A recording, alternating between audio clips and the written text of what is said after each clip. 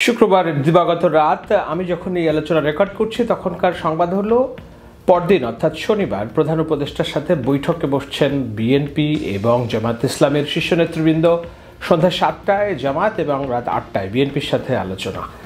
আমার ধারণা যে রাষ্ট্রের যে দমবন্ধকর পরিস্থিতি সেইখান থেকে উত্তরণের একটা সুযোগ তৈরি হতে যাচ্ছে এবং ট্রানজিশনাল সরকার অর্থাৎ নির্বাচনকালীন সরকার গঠনের জন্য যেই প্রয়োজনীয় পদক্ষেপ অর্থাৎ বর্তমান সরকারের যে আকার সেটাকে ছোট করে একটা ট্রানজিশনাল সরকার 10 সদস্যের সেই সরকার একটা নির্বাচনের ডেডলাইন দিবে, কবে নির্বাচন হবে, বিনিময়ে সরকার বিএনপি এবং জামায়াতের কাছ থেকে ওয়াদা নিতে চাইবে যে কি কি সংস্কারে তোমরা একমত হবা, সেটার একেবারে লিখিত অথবা মৌখিক একটা অঙ্গীকার। এবং একই সাথে ছাত্রদের যেটা চাওয়া সেটা হলো জুলাইয়ের সনদ, এবং সেই জুলাইয়ের সনদ বাস্তবায়ন করতে অযাচিত এবং অসম্ভব এমন কোনো দাবি ছাত্ররা যদি না করে তাহলে আমার ধারণা সমস্যা থেকে সংকলনের উত্তরণের একটি পথ আমরা পেতে যাচ্ছি শনিবার।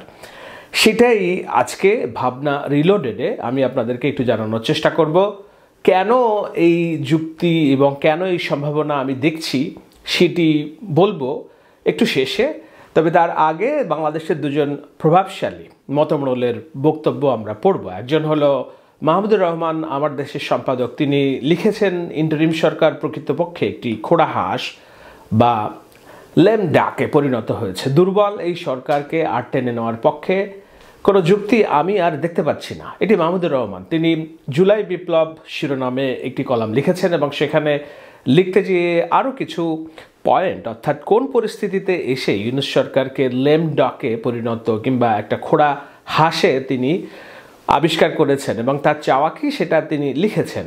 অন্যদিকে মাহফুজ আলম ডেইলি স্টারের সম্পাদক, তিনি লিখেছেন যে ডক্টর ইউনূসকে মনে প্রাণে তিনি আকুল আবেদন জানিয়েছেন যে না, এইভাবে আপনি চলে যেতে পারেন না, কেননা একজন দক্ষ নাবিক যদি মাঝপথে নৌকা ছেড়ে পালিয়ে যায় কিংবা নেমে যায় তাহলে সেটা পরাজয়ের শামিল, এবং এইভাবে যদি তিনি নেমে যান সেটা অভিমানে কিংবা অনুরাগে হলে দেশ একটা সংকটে পড়বে। যদিও তিনি সংকট বলতে খুব অন্ধকার বুঝিয়েছেন এমন না, কিন্তু স্বাভাবিক প্রক্রিয়ায় যে চলার কথা সেখান থেকে একটা সংকট সেটি তিনি বুঝতে চেয়েছেন। আমিও মনে করি যে ডক্টর ইউনূসের যদি চলেই যেতে চান সেটা ভিন্ন বিষয়, কিন্তু একজন আবেগের রাজনীতিতে তো আবেগের কোনো জায়গা নাই। এটা খুব কঠিন পথ এবং এখানে খুব শক্ত খেলা খেলতে হয়। তো ডক্টর ইউনূস এমন খেলা খেলতে গিয়েছেন যেখানে তিনি নিজেই ধরা খেয়েছেন। এটা মাহফুজ আনামের বক্তব্য, সেটা আমি পড়ব মাহফুজ আনামের বক্তব্য।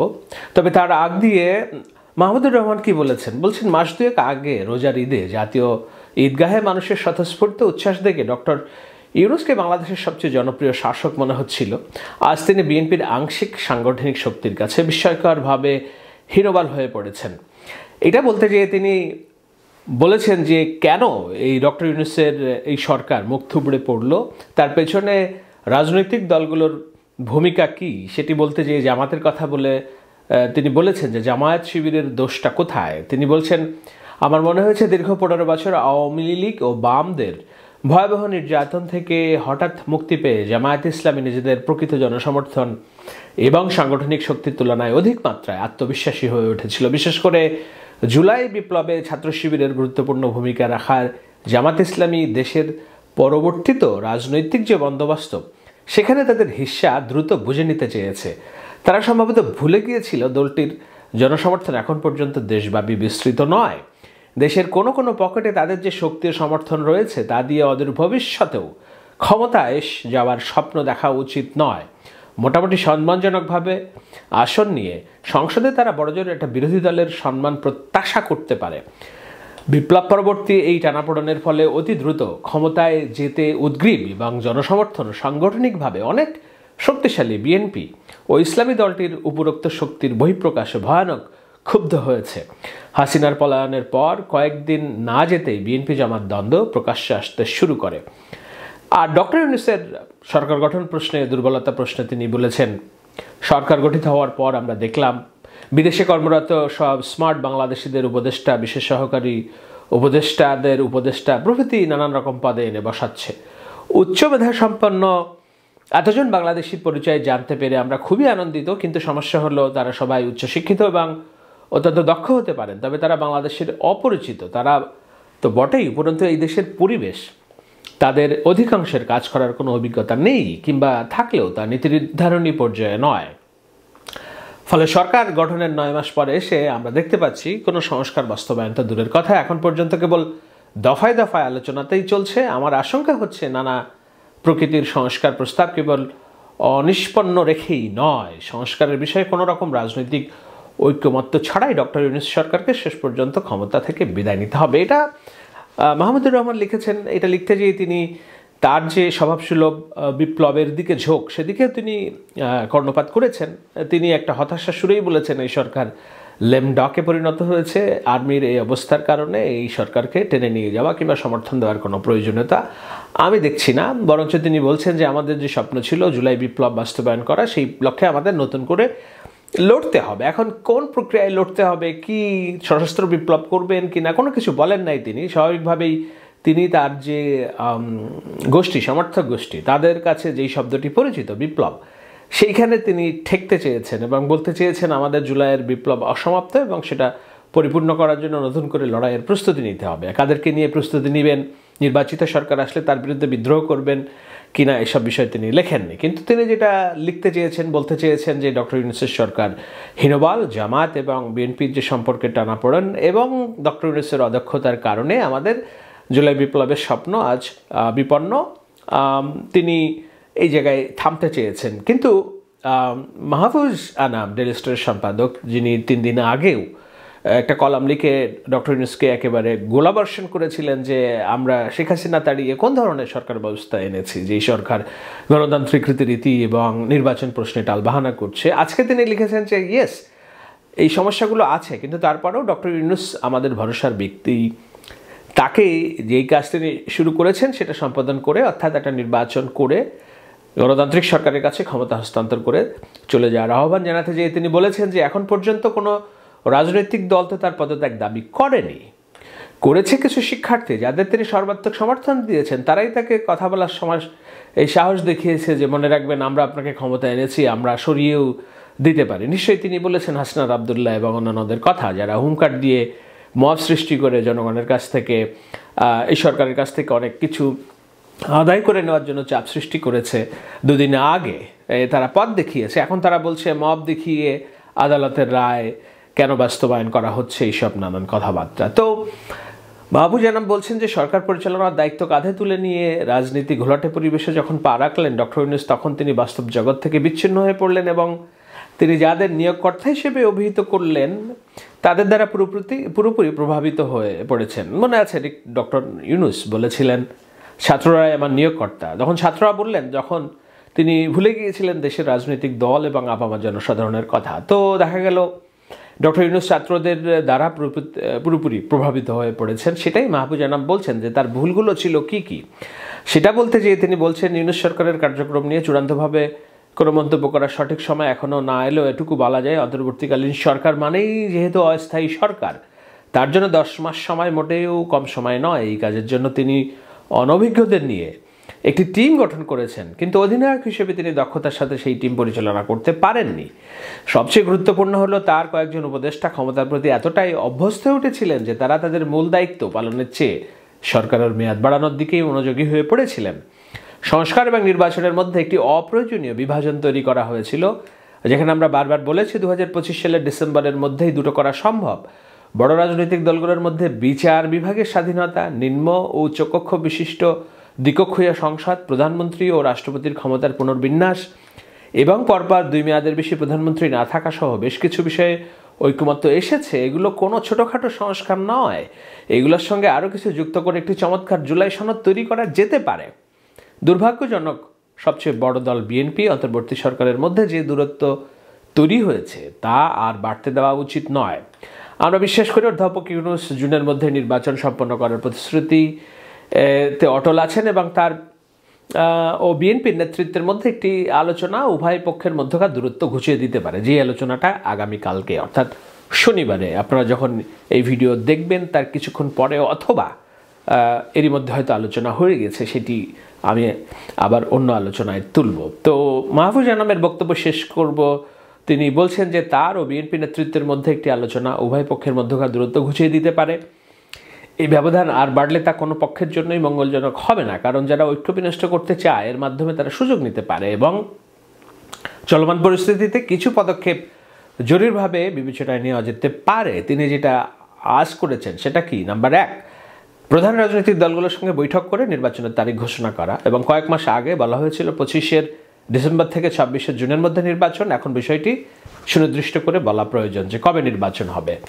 2, উপদেষ্টা পরিষদের রদবদল পুনর্গঠন করা, যাতে রাজনৈতিক দলগুলোর সঙ্গে সমঝোতার ভিত্তিতে নির্ধারিত সময়সীমার মধ্যে কিছু লক্ষ্য পূরণ করা যায়। আমি বলেছি এই উপদেষ্টা পরিষদ কমিয়ে যাদের যাদের পদত্যাগের দাবি উঠছে তারাও ছাড় দিবেন, ছাত্ররা দেশের বৃহত্তর কল্যাণে ছাড় দিবেন, উপদেষ্টা পরিষদ থেকে চলে যাবেন, খলিল চলে যাবেন এবং যারা আছেন ছোট করে একটা ট্রানজিশনাল সরকার গঠন। আমার মনে হয় মাহফুজ আনাম সেটা স্পষ্ট করে না বললেও আমি বলছি ট্রানজিশনাল সরকারের কথা। আবার তিনি বলেছেন 3 বাহিনীর প্রধানদের ডেকে বর্তমান দূরত্ব কমানো, জাতীয় নিরাপত্তা ইস্যুতে সশস্ত্র বাহিনীকে সম্পৃক্ত না করার বিষয়ে সেনা প্রধানের যে অভিযোগ সেটার বিষয়ে প্রধান উপদেষ্টা গুরুত্ব দিয়ে বিবেচনা করে মীমাংসা করতে পারেন, কারণ আমাদের সেনাবাহিনী ও গণতান্ত্রিক রূপান্তরের সম্পূর্ণভাবে প্রতিশ্রুতিবদ্ধ। আপনাদেরকে বারবার একটা জিনিস মনে রাখতে হবে, বাংলাদেশের সেনাবাহিনী একমাত্র সেনাবাহিনী সম্ভবত বিশ্বে যে সেনাবাহিনী চাচ্ছে একটা গণতান্ত্রিক সরকার, আর যারা বাইরে আছে তারা সেনাবাহিনীর নির্বাচন এবং গণতান্ত্রিক সরকার প্রশ্ন যখন সেনাবাহিনী অবস্থা দিচ্ছে তখন বলছে সেনাবাহিনী ভারতের দালাল। কি একটা বাজে অবস্থা, রিডিকুলাস একটা অবস্থা, রাইট? তো যাই হোক, এই আবেদন জানিয়ে শেষ করছি। মাহফুজ আনাম বলছেন, এমন ক্রান্তি লগ্নে অধ্যাপক ইউনূস দেশ ও জাতির নেতৃত্বের হাল ছাড়বেন না। তাকে নির্বাচন আয়োজন করে নির্বাচিত সরকারের কাছে ক্ষমতা হস্তান্তরের রূপরেখা তৈরি করতে হবে, অথবা গণমাধ্যম ও দেশের জনগণ ডক্টর ইউনূসের 10 মাসের কার্যক্রমের কিংবা অর্জনের মর্ম পুরোপুরি উপলব্ধি করতে ব্যর্থ হয়েছে। কিন্তু একইভাবে তারও স্বীকার করা উচিত যে এই সময়ে সরকারেরও কিছু গুরুতর ভুল করেছে, তাকে স্বীকার করতে হবে যে বিগত মাসগুলোতে বাংলাদেশ ক্রমশই এমন এক রাষ্ট্রে পরিণত হয়েছে যেখানে আইন শৃঙ্খলা নেই বললেই চলে। সড়কে প্রতিনিয়ত বিক্ষোভ, যান চলাচলে বাধাগ্রস্ত করাই দাবি আদায়ের একমাত্র পথ হয়ে দাঁড়িয়েছে। ব্যবসায়ীরা এখন আত্মবিশ্বাস সংকটে ভুগছে। এক মনোমুগ্ধকর প্রেজেন্টেশনের পরেও প্রকৃতপক্ষে দেশে উল্লেখযোগ্য কোনো বিনিয়োগ আসেনি। অধ্যাপক ইউনূসকে এখন এই সত্যের মুখোমুখি হতে হবে। অর্থাৎ তিনি তাকে আহ্বান জানিয়েছেন যে না, অনুযোগ অভিমান করে লাভ নেই, আপনি যে দায়িত্ব পালন করতে এসেছিলেন সেটি এখন করেন, আপনাকে শেষ টানতে হবে। তো এখন এইসব করে ডক্টর ইউনূস শেষ টানবেন না, তিনি তার অনুরাগ বিরাগের বশবর্তী হয়ে না আমাকে তোমরা কেউ হেল্প করছো না, আমি পারছি না, আমি চলে যাব, নো, এটি কোনো দক্ষ কিংবা কোনো শাসকের মনোভাব হতে পারে না। দেখুন, ছোট্ট একটি কথা, ডক্টর ইউনূস যেই সংস্কার চায় রাজনৈতিক দলগুলোর কাছ থেকে সেটা হলো ক্ষমতার ভারসাম্য, অর্থাৎ চেক অ্যান্ড ব্যালেন্স।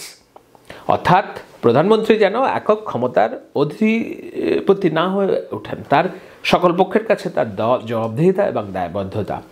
তো যেই সংস্কার ডক্টর ইউনূস চান, চেক অ্যান্ড ব্যালেন্স, সেই চেক অ্যান্ড ব্যালেন্স তো তার সরকারে নেই এবং তিনি এই চেক অ্যান্ড ব্যালেন্সের মধ্যে গভর্নমেন্ট পরিচালনা করতে অনিচ্ছুক বলেই যখন সেনাবাহিনী থেকে প্রশ্ন উঠছে আপনি জাতীয় সিদ্ধান্ত নিচ্ছেন আমাদেরকে অন্ধকারে রেখে কিভাবে সম্ভব, বিএনপি বলছে আপনি এই সিদ্ধান্ত নিচ্ছেন কিভাবে আমাদেরকে অন্ধকারে রেখে, তখন তিনি অভিমান করে বসছেন। তো এটা দ্বিচারিতা, রাইট? এটা যদি আপনি নির্মোহভাবে দেখেন, আপনাকে এখানে ইউনূসের প্রেমে আপনি অন্ধ হতে পারেন, কিন্তু আপনাকে তার সংকটটা সীমাবদ্ধ করলে বুঝতে হবে এইভাবে রাষ্ট্র পরিচালনা হয় না। যেই জিনিস তিনি চাচ্ছেন, আমাদের নবী সাল্লাল্লাহু আলাইহি ওয়াসাল্লাম কী করেছিলেন, তার কাছে এক ব্যক্তি গিয়েছিলেন তার সন্তান নাকি মিষ্টি খায় এবং সেটা কিভাবে বন্ধ করা যায়। তো নবী করিম দেখলেন যে আমি তো মিষ্টি আমি নিজেও খাই, আমি যেটা খাই সেটা আমি কেমনে আরেকজনকে বলি। তো তিনি মিষ্টি খাওয়া বন্ধ করা অভ্যাস করলেন। এরপরে তাকে আবার পুনরায় ডেকে বললেন যে মিষ্টি এত বেশি খেও না। এই টাইপের একটা হাদিস আপনারা জানি। তো যেই সংস্কার ডক্টর ইউনূস নিজে চায় রাষ্ট্র পরিচালনায় চেক অ্যান্ড ব্যালেন্স, সেই check and balance doctor Yunus যদি নিজেই না মানতে পারেন, চাপের মধ্যে থেকে ক্ষমতা সরকার পরিচালনা করতে না পারেন, তাহলে সংস্কারে কেন তিনি রাজনৈতিক দলগুলোর উপর সেটা চাপিয়ে দেওয়ার গোসা ধরে নির্বাচনকে বাধাগ্রস্ত করবেন? যৌক্তিক প্রশ্ন, তাই কিনা? তো আমি এই প্রশ্ন রেখে আলোচনাটা শেষ করব যে ট্রানজিশনাল সরকারই সমাধান এবং সেটি হতে পারে শনিবারের বৈঠকের একটা চূড়ান্ত সিদ্ধান্ত যদি সমস্যা উত্তরণে সত্যিই ডক্টর ইউনূস আন্তরিক হয়। আমি বলবো রাজনৈতিক দলগুলোকেও আন্তরিক হতে হবে দুটি বিষয়ে। একটা হলো সংস্কার তারা কি করবেন সেটির প্রকাশ্যে ওয়াদা করতে হবে জনগণের সামনে, সরকারের সামনে। আর একটা হলো 24-এর সনদ, যেন ছাত্র এবং 24-এর যোদ্ধা যারা আছে তারা ইনসিকিউর না ফিল করে, সংস্কার প্রশ্নগুলো সনদে অন্তর্ভুক্ত করে তারাও যেন মনে করতে পারে এটা তাদেরও একটা জয়, বিএনপি যেন মনে করতে পারে এটা তাদেরও একটা জয়, কেননা তারা নিজের নির্বাচনের দিনক্ষণ ঠিক পেয়েছে। আর সরকারের জন্য মনে করতে পারে এটা তাদেরও জয় যে আমি সংস্কারটা আদায় করে নিতে পেরেছি, রাজনৈতিক দলগুলোর কাছ থেকে ওয়াদাটা আদায় করে নিতে পেরেছি। আমার মনে হয় যে এটা যদি হয় তাহলে একটা বাংলাদেশকে দীর্ঘমেয়াদী রাজনৈতিক খাদে পড়ার যে সম্ভাবনা কিংবা দুঃস্বপ্ন আমরা দেখছি সেখান থেকে আমরা মুক্তি পাবো।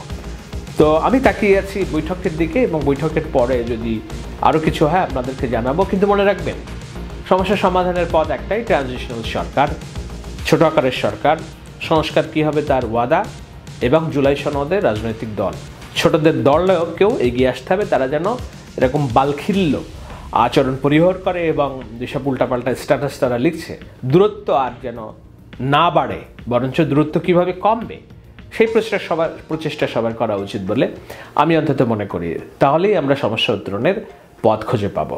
দেখা যাক কোথায় যেয়ে থাকে বাংলাদেশ।